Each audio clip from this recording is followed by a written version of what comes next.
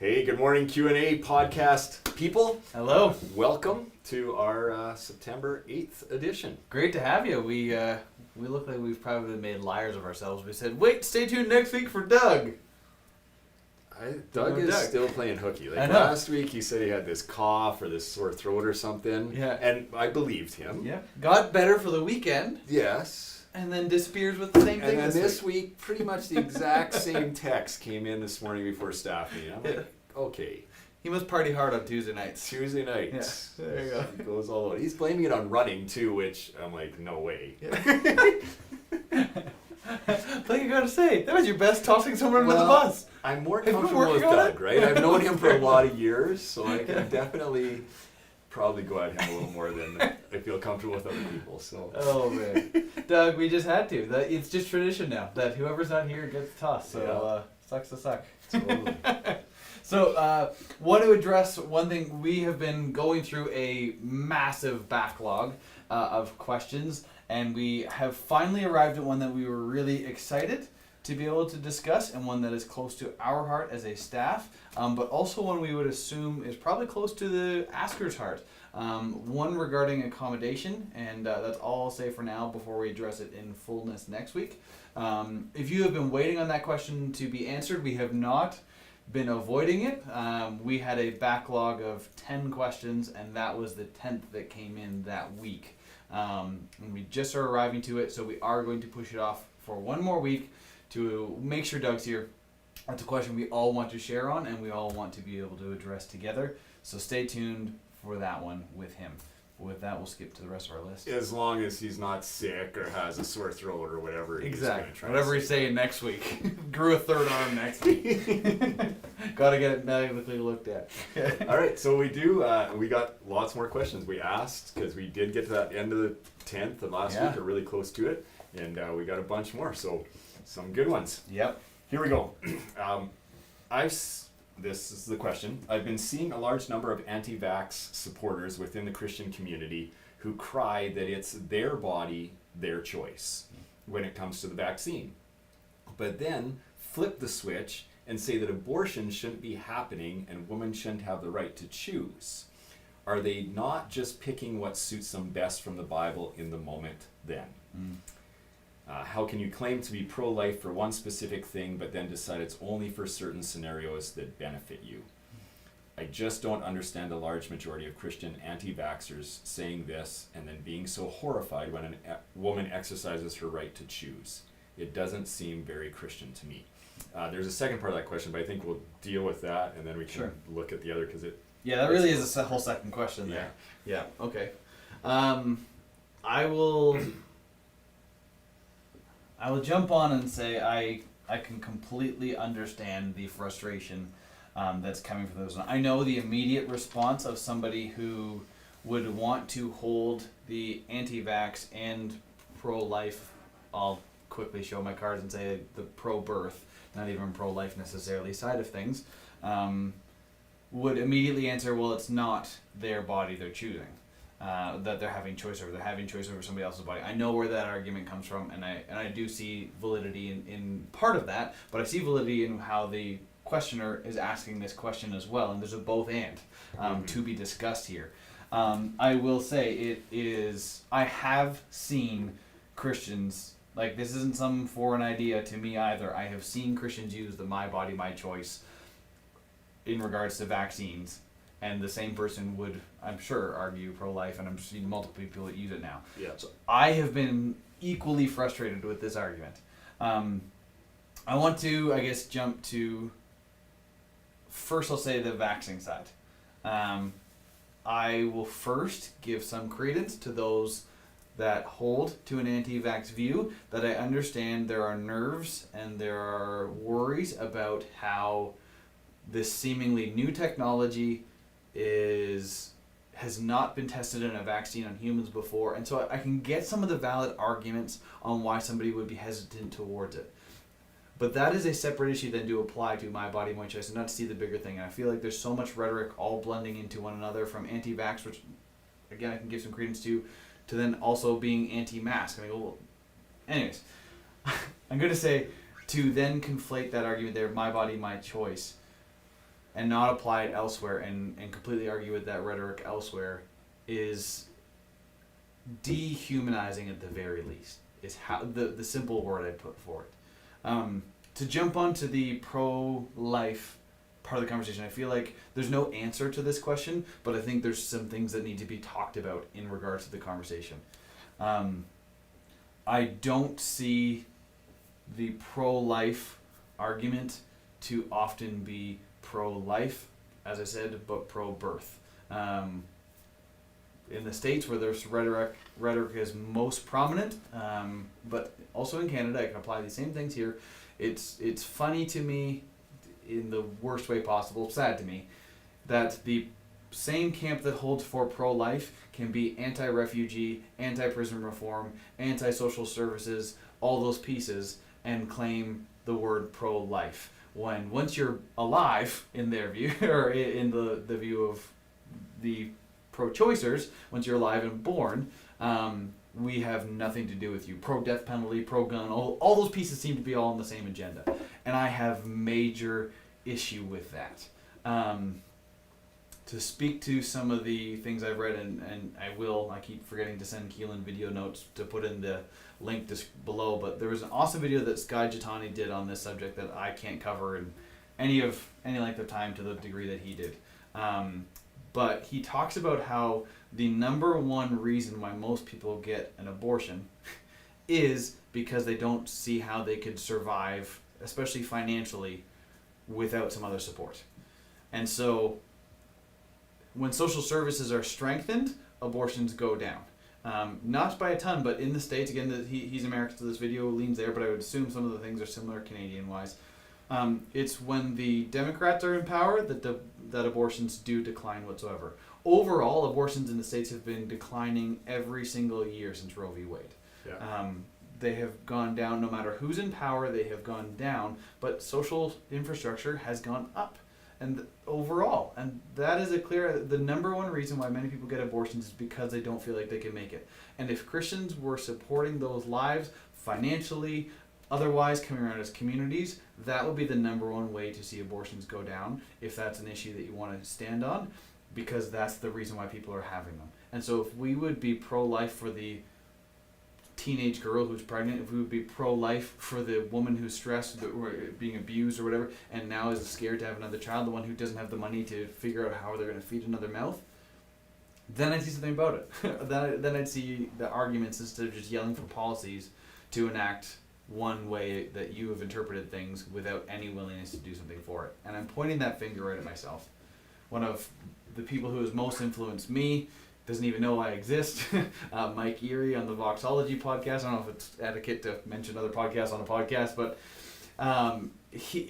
he has a son, Seth, who has Down syndrome, and I love every time Seth gets on the podcast to come and say hi. And he and his wife have said over and over and over again, if anybody's ever going to get an abortion because they find out their child has Down syndrome, we will adopt them. And that is what we should be doing. I've heard stats of, again, these are American. Canada just isn't as good at releasing stats on this stuff, so I can only speak there. And so take it a little bit of an apple-orange scenario. If for every 100 Christians there are self-proclaimed in the States, they would adopt one child and the other 99 split the cost of raising that child, the Christians in the States could empty the foster system overnight. And that would be a testament to being pro-life more than just protesting things. And so I will shut up after this saying I can see some people have fears on the anti-vax side. I can get that. I disagree with them severely. I think this is something we should and can be doing, has been proven safe, has been declared safe by every authority, and the people that saw it wasn't yet approved by the FDA and all those people. It's done. We can see that there is something to be trusted here. And I know many people, or a number of people, who want to get the vaccine but are not able to due to medical reasons, and it's everybody else that's not that's putting them at risk. So I will disagree there, but I can understand that you've got some valid concerns. And on the pro-life side of things, we so often get these arguments going and don't see the person. And all I would ask is that both sides see the person and stop throwing Jesus onto political agendas, and I'll shut up my rant. That was a lot of stuff. I'm sorry. That's all right. I got a few things to throw in there. I think I'll answer the question, how can you claim to be pro-life for one specific thing, but then decide it is only for certain scenarios that benefit you. I just don't understand the large majority of Christian anti-vaxxers saying this and being so horrified when a woman exercises her right to choose. This phrase right here, it doesn't seem very Christian to me. I agree 100% with that. Yeah. But I agree 100% with that probably in a bigger scenario than just even this question. Right. And you touched on it a few times there, right? Yeah. If we are going to walk as Jesus walks, then we need to love people. Period. Yeah. And we as Christians, I've been a Christian for 40 some years now, draw lines as to who we will love and to who deserves our love so often. Yeah. And it is crazy to me. Like I just, it is wrong. Maybe crazy is too harsh. It's not crazy to me. It is normal to me. Yeah. Because we are humans, we are broken, we are sinful by nature, we are selfish by nature. Yeah. So yes, I don't want to help people. Yeah. That's typically how I would lean if I get to make my own choice. Yeah. But if I'm going to follow Jesus, then I need to help people. So if it comes to a vaccine that I'm debating about, or whether it comes to whether women should be able to have abortions or not, my job as a Christian is to follow Jesus in the best possible way to help somebody. Yeah. I do believe, I don't think abortion is a good thing. I think we should be having babies. I don't think that's a good thing. But then we can't just leave it there. We need to continue to help these babies grow. Yeah. I just think of one example we had right here personally in our own church as far as the context of me being community pastor and getting to help community people. We had a couple of people show up in Airdrie a couple of months ago that just had no place to stay, had no funds, no whatever, and we were able to put them up in a hotel for a couple of nights.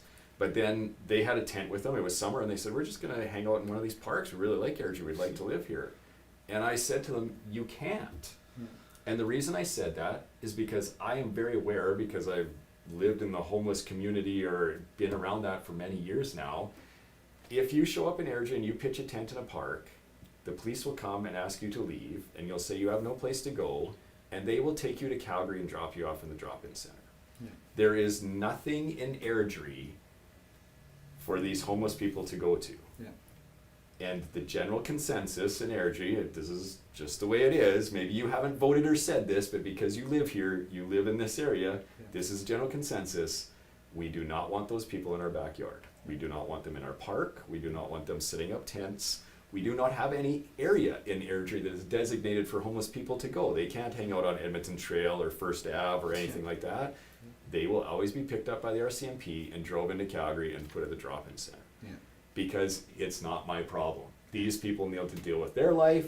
Sucks that they're downtrodden or whatever, don't have money, but I've made my money.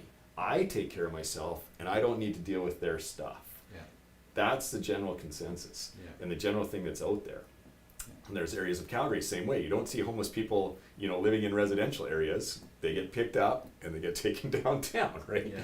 And I think if we have this attitude as Christians that we've made it and that we get to deserve our own thing, and I get to live in this neat, tidy little world, whether it be in my church, in my community, where I live, whatever it is, and I don't need to deal with people that don't seem to have the same privileges I have, that's not Christian. Yeah. And if we're going to yell at people for vaccine on one side or the other because I just don't want to deal with their stuff and it's inconvenient to me, that is wrong.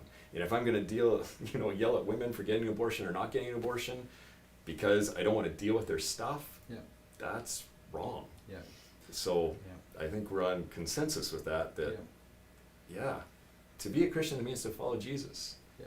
And it means that I need to pay attention to my world around me, and I need to make decisions based on what is good for others, not just me. Yeah. So whether it's an anti-vax or an abortion thing, Yeah. I just think there's too many Christians that make decisions that are based on just me. Yeah, totally. I think of Jesus in a statement, "My body, my choice." his prayer with his father in the garden. If it had been his body and his choice, he was pretty stressed about going. We'd be in a lot of trouble. Correct. And so, to the ultimate degree, even I will say that sure there was a piece, a little tiny corner in the back of my head with going, but what if this vaccine brings sickness or disease or anything like that, because it hasn't been tested and who knows what happens 10, 15 years down the road. I can hear that, And a part of my own brain went there. And part of what helped me make my final decision was, so what? Like, I would rather be in the moment right now, knowing that even if that's the fruit that comes down the road, in this moment I did something I could to help others. And I know not everybody can be at that same spot, and maybe that's naive to be putting it that way, but for me I go, so what? There's something greater awaiting me, and in this moment I have, with my body, with my life, with my finances, with my time, the ability to do something for others, and I have died to myself. So my body is no longer my own. My life is no longer my own. But my life has been given to Christ, and he's asked me to give it to those around me. And so I look at my body, my choice. I did away with my choice over my body when I came to Jesus, when I gave my life to him, when I was baptized. All those pieces to say it is no longer my choice, but his, and it's given to others. And so that was a simple argument for me to get to the point of, I've got to risk it for the sake of others. And I know not everybody's there, but that was my journey. Some people that I've even talked to this past week have, Yeah. I think, real legitimate reasons Totally. for not wanting the vaccine. I'm Yep. like, that is awesome, right? Like, the one young couple I was talking to, they've just had a child and they want to have more. Yeah. And she's like, I don't know what it's going to do, right? Totally. But the thing that's on the other side of that is, if you're making that choice, great, like I'm okay with that. Yeah. But then how come that voice needs to be so loud? Like, Yeah. how come the anti-vaxxers are so rebellious and yelling and screaming and all this? Because that's the part where I go, you're not acting as a Christian anymore. Yeah. I think God gives us free will. If you want to make that choice, go for it. Yeah. But then don't get all vocal and scream at everybody and feel like you're being persecuted. That's Yeah. the weird thing to me too, is, Yeah. again, Jesus didn't complain in the garden because he had to Yeah. go to the cross. Totally. He believed that God was calling him to something better, so he did it, Yeah. right? Like, he laid down his will. Yeah. His will and his life, his body, Yeah. right? I heard something a few weeks ago that's been just percolating, maybe a couple months ago now. I can't remember how long it was ago.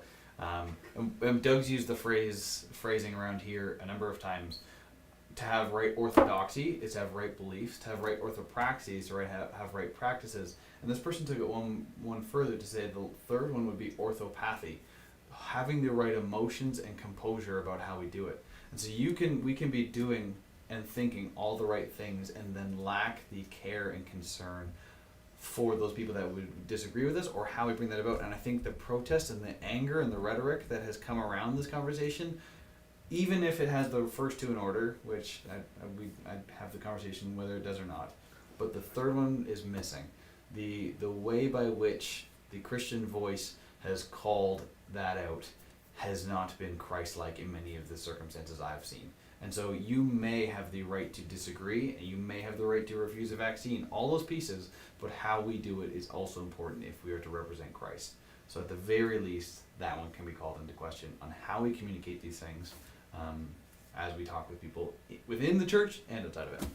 Well, even, we just discussed this in our staff meeting just briefly, and not like this, but I'm going to say it. Yeah. This weekend, right here in Airdrie, Alberta, we got an exemption for worship services for wearing a mask. Yeah. And yet it's the Christians who seem to be on the side of crying against, the persecution against the church, the vaccines, all these things, saying that we're so hard done by. Yeah. And I'm like, the government laid down for us and gave us this.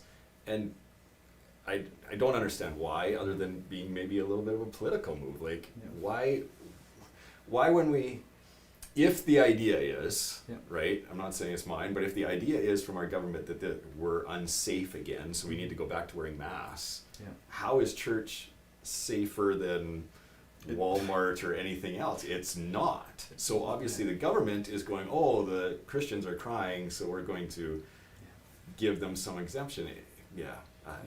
It's weird. It's weird. I'm sorry.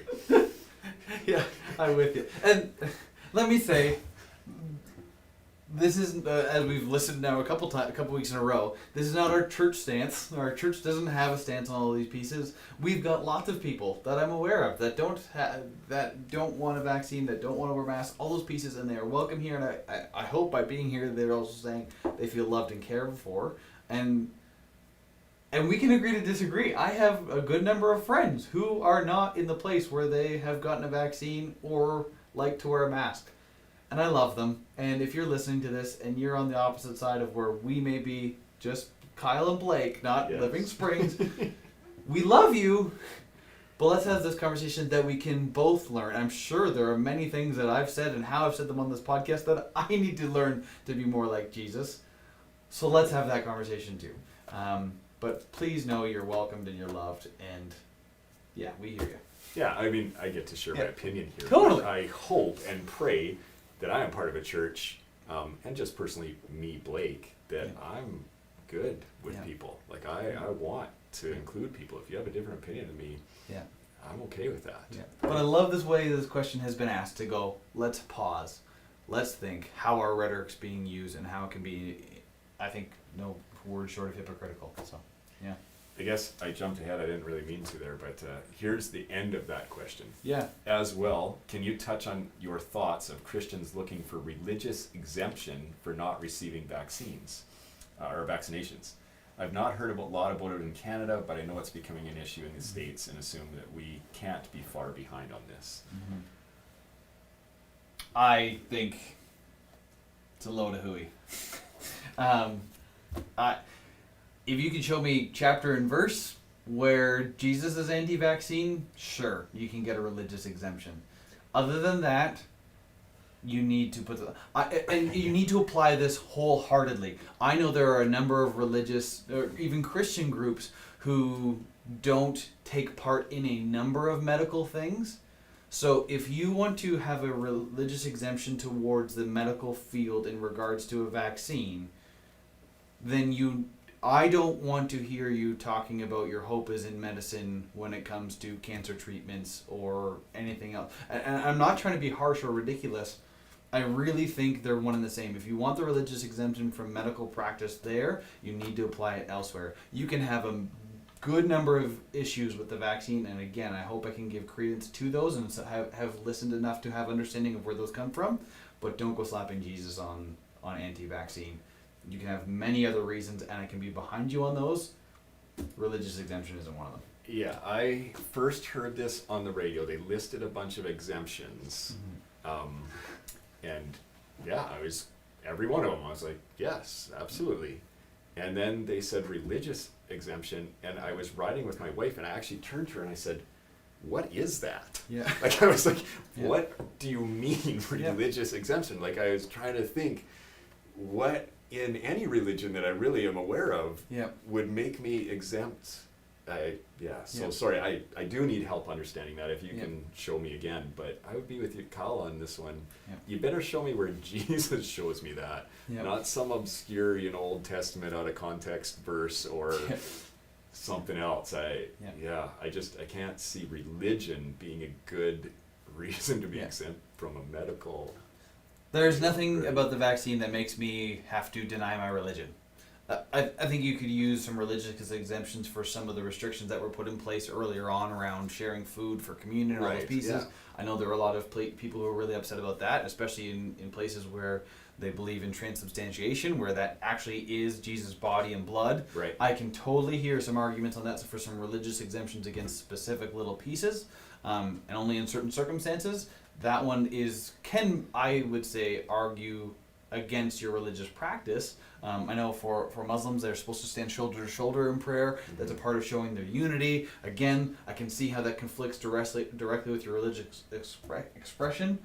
I don't even see the argument here. Well, in this one, the question is worried about the vaccinations. Yeah. I hadn't even heard that, so maybe I need more information. I need you to help me out. This is specifically on the vaccinations. I heard it talking about masks. Right. And that was even harder for me to wrap my brain around. Yeah. I was like, what kind of, what religion am I in that I can't put a mask on my mouth? I didn't understand. So, anyways. Totally. I think we beat this one. If you are a person who has this question, though, and you are like, no, you guys are missing it, send it in. Totally. Please, yes. I would love to hear it. Yeah. Okay. Here's a different one altogether. Yeah, total shift. What is your view on pastors that make considerably more money than the average middle-class household? Is there a threshold at which pastor's personal wealth is a problem? I think we should all have private jets. And Lamborghinis. Yeah, So. I don't see a problem with this at all. No. Please nobody put that as a direct quote, although it was one. Total joke. I have major issue with that. I don't have an issue with pastor making a reasonable salary for where they live. Just to put some context on a scenario I was aware of. With the CRA, you have to publicly list anybody who's working for a charitable organization making more than $100,000. That's required. They have to list their name and all those pieces. So I know there are a number of pastors in Vancouver who are making that. But when you look at the real estate for that family to live in Vancouver to be able to own a home like the people that they're pastoring, Yeah. you practically have to make $100,000 or more, maybe double that, maybe 2 incomes of that, to be able to try to live in that area, in some way, shape, or form. So I don't think there's a certain number that a pastor has to stop at. I will say I know I have met and gotten to know a couple of the pastors in that area who probably would be making that much money, and I think they live humbly while making way more money than the average person, maybe in Airdrie or somewhere else. But I don't think there's a number either that prohibits you from living pridefully. You could make $30,000 in Vancouver and live full of pride. You could make $250,000 living in Vancouver and live really humbly. And I think so. There's mixing of attitude and all that. I will straight up call out pastors who are begging for more money for a second private jet to add the 15th house to their real estate pool. Jesus didn't even have a home. The Son of Man has no place to lay his own head. You're a pretty far shot from there. Paul had the opportunity. I could make the argument for you to need to support me, but instead he chose not to do that. I think we as pastors should be looking for ways to live humbly, to live simply, to live all those pieces for sure. But I've also heard the argument, and I've had people say it directly to me, pastors should be paid less so we can keep them hungry. And I am in very large disagreement with that when I have a wife and kids to feed, and I'd like to one day send my kids to school. I'd like to help them with that, and I don't want to have to beg and scrounge. We should, as a body, be looking after one another. That includes us pastors, too. I'll leave that to start. Yeah, I got a couple of thoughts. First of all, I don't think, and you can answer me if I'm wrong. Sure. But this isn't really a Canadian issue. Like, I can't think of too many pastors in Canada that I would put in the category of the way this question is asked. I've met a few. You met a few? Okay. Yeah. All right. So I'm okay with that. But I would say that if we have issue with pastors making considerably amount of money, that this is more of an institutionalized issue, because the pastors who are making this kind of money are the ones who are working for mega churches. Yeah. Right? Like, there's no opportunity here at Living Springs for Kyle and I to make way more money than the average in Airdrie. Yeah, totally. We just don't have enough people in the church unless someone wealthy is going to drop in here and start just saying this is for the pastors. Yeah. So in that case, I would say majority of churches worldwide and even North American wide, the pastors are not making more than the average household. I dare to say probably less than the average of what most churches people would be in their church. Yeah. But yes, there is a tipping point where if you do pastor a church with a lot of people, then of course there's more income, and then these pastors have the opportunity to make more money. And I would say yes. I don't think there's a number that we can cut it off at. I don't think there's a black and white line where I say, Kyle, you can make this, but someone else can make that. But I do think if I'm a pastor and I'm going to actually pastor my people and represent Jesus, then I need to have a Jesus-like attitude. And I should be checking my own heart and soul and motives regularly as to what I'm doing. Not only with money, though. Like, this question's about money, but I liked what you said. Like, I could be prideful of a whole bunch of things and really be off base in the way I lead or be a pastor, I suppose. So, I think that aim for the average middle class household of where you live, I think is a pretty fair one. Especially, you can take into consideration things like education. I think those can be taken into account. I don't think they need to. I don't think that's the way that pastor was trained in the New Testament because there weren't formal places, but I think a dedication to living a life of following Jesus and learning more about him so you can lead others to do the same is good. But I think a lot of pastors nowadays are at least coming out with a bachelor's degree, which is a whole other conversation, which I would love to jump into at some point. So totally fishing for a question here. What level of education should pastors pursue, or is it even helpful? There you go. Well, you're already like teasing that out. It's like Yeah, you're no. asking. But I go for me. I've got a bachelor's degree, Bachelor of Arts in Religion, and I feel like I'm making right in the middle of what somebody with a bachelor's degree could be. Like, I feel like we're not ahead, we're not behind. I'm very grateful for how Living Springs has supported us.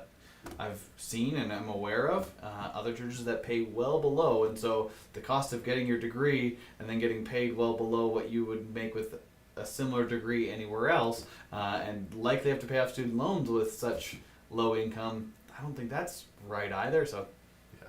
fall somewhere between. There was a church here in Airdrie a few years ago, well over 10, I'm sure, 15, 20 years ago, that I remember they hired a new lead pastor. Okay. And they're like, well, what should we pay him? And I was privy to this conversation because I knew people on the board. And Yeah.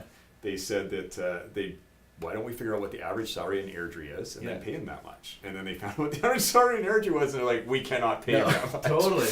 Totally. Yeah. So Yes. things were booming back then, but Yeah. The average household income right now in Airdrie is just over $100,000. I looked that up a year or so ago. Okay. So if you're expecting that pastor to be a single income, which some interpretations of the Bible would want you to do so, totally. then you're gonna pay that pastor $100,000 if you want to match that. But yeah, total. I don't crazy think most conversation. churches are doing that. No. Anyways. Total separate conversation. So we fished for a few questions there. All right, good. Well, we still got time. Let's try another one. We're going in Alrighty. a different direction again. Yeah. What is your view on the use of recreational marijuana? Does the Bible have anything to say on the matter? Does the Bible have anything to say on the matter? I don't think directly.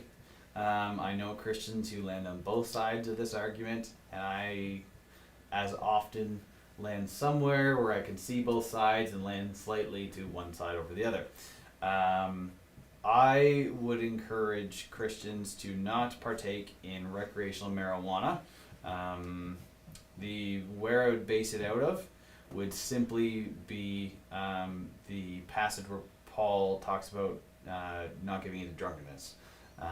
And the reason why I would apply that to marijuana differently than I would apply it to how I would talk about a conversation around alcohol use as Christians is you can have one beer and not be drunk. I have not, and maybe there's a lack of understanding, can't smoke marijuana recreationally without getting high. And maybe I'm misunderstanding it there. I believe, and this is where I'll add some caveats, I know a good number of people who will use marijuana or other marijuana-based substances, with all those pieces, THC pills, all those, for help with medical conditions. I do really understand that, and I can be really behind that. I think even having some more natural medication options is great. But the recreational use, in my mind, is a hard one to justify. But I know people who have gotten there, and I know people who agree, and I still call them brother and sister in Christ. I just don't know the recreational use, and again, that may be a level of ignorance on my part. Having not really been around a lot of marijuana use, just in the environment I grew up in. Yeah, as soon as the recreational tag is slapped on there, I just go right to why. Right. This is an age-old Yeah. Jesus follower question. I'm Right. sure the disciples came to Jesus and said, hey, how much can I, Yeah. right? And I'm sure before Jesus, people went to the Pharisees or the priests in the temple and said, how much can I Yeah. fill in the blank, Yeah. right? Whether it's sex, there's alcohol, whether it's drugs, whatever it is, how much can I before I cross a line, right? Yeah. And I think the same answer is always the same answer, which is, why are you doing Yeah. it? Totally. What is the heart behind it? Yeah. If you can tell me that you are following Jesus and your heart is purely to, Yeah. follow Jesus well in that moment, then I would say, okay. Yeah. But if you're going to tell me because it's for personal enjoyment, well, then I'm like, no, you're crossing a line already. Yeah. Are you willfully surrendering your life to Christ, or are you personally trying to gain whatever it is you need to gain? Yeah. And that's the line in my mind. Yeah. So I would apply some other stuff too. I guess like I'll go back to some of the people that I really look up to as I read them from theology. G.K. Chesterton, C.S. Lewis, Eugene Peterson, even all smoking pipes. I go different phase, and even before I got my credentials, tree planting, everybody smoked a pipe, so I bought a pipe and really enjoyed it. But some of my arguments for not smoking of any kind right now would be based on wisdom, what we know now as a result of discovering what smoking can do to your lungs and all those pieces and cancer. And so that would be part of also my choice towards saying that. And so that might be a total separate issue or broader issue to address to the recreational marijuana. Again, maybe lack of understanding, but I'd assume the mode of choice for delivering recreational marijuana would be smoking it. I know there's gummies and all those pieces too, but so even just the smoking end of things, I'd toss into the conversation. And I don't know, I just put it in the same category. Like, I think I've drank enough Coca-Cola over my lifetime to, and I would say Yes. that's not appropriate. Like, I think there's many times that I have binged Coca-Cola, and I'm like, yeah, that's personal, trying to get joy out of that, right? It's not good for my teeth, it's not good for my health, it's not good for anything. So yes, if you were to push me on that, I would say, yeah, that's not appropriate either. Like, that's not a good thing. Also, I think we need to obey laws. Obviously, marijuana is legal now, but there is laws as to what age. So if you're underage and asking this question, then the answer is no. Just easy. Totally. Right? I will say I don't think the conversation is as black and white either as is often made out to be. Nor is this the unforgivable sin. No, I don't think so. Right? And so you smoked and you got high, well that's it, that's over. I've had conversations with people around drinking, the drunkenness factor. I go, God instilled a whole lot of feasts where people drank, and Jesus, as his first miracle, provides the better wine second, possibly enticing people to drink more.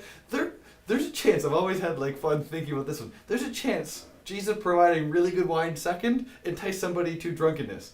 Could that have been sinful in the moment? Absolutely.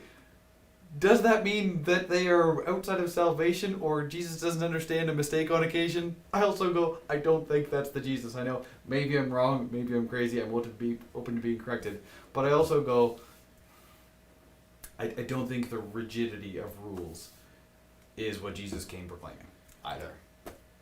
Last caveat. I believe in a very patient God. I say this a lot because I really believe it.